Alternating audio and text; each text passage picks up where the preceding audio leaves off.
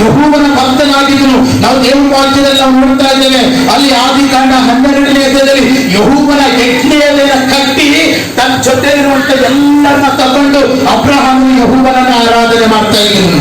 ಆದ್ರೆ ಪ್ರೀತಿಯ ದೇವರ ಮಕ್ಕಳೇ, ಒಂದು ಕಾಲ ಬಂದದ ಏನಂತಂದ್ರೆ ಅಬ್ರಹಾಮನೇ ಅವಳಿಗೆ ಏನ್ ಮಾಡ್ತಾ ಇದ್ದಾನ, ಕಳಿಸ್ಬಿಡತ್ತನ. ಅಬ್ರಹಾಮನಿಗೆ ಕಳಿಸ್ಬಿಡತ್ತನ. ಈಗ ಆಕಿ ಎಲ್ಲಿಗೆ ಹೋಗ್ಬೇಕು?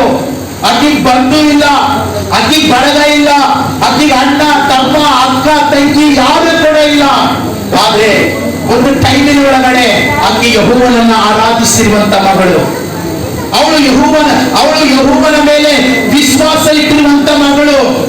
ಇವತ್ತು ನಮ್ಮ ಜೀವಿತದಲ್ಲಿ ಕೂಡ, ನಮ್ಮ ಬದುಕಿನಲ್ಲಿ ಕೂಡ, ನಮ್ಮ ಭವಿಷ್ಯತ್ತಿನಲ್ಲಿ ಕೂಡ ನಾವು ಯಾವುದರ ಮೇಲೆ ಆಧಾರವಾಗಿದೆಯೋ, ನಾವು ಯಾರನ್ನ ಆತುಕೊಂಡು ಬದುಕ್ತಾ ಇದ್ದೇವೋ, ಕೆಲವೊಂದು ಸರ್ತಿ ನಮ್ಮ ಕೈ ಬಿಡಲು